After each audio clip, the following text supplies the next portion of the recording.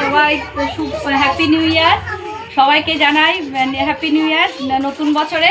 তো আজকে আমি আমার সেন্টার আর প্রতিমা সেন্টারে সব বাচ্চাদেরকে নিয়ে একটু সেন্টারে পিকনিকের মতন করছি।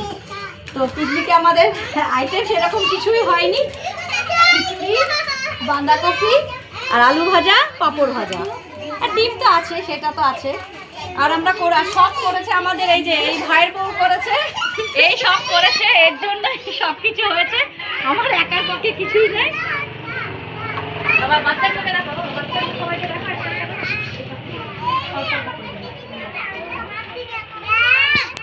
সবাই হাই করো, হাই করো সবাই।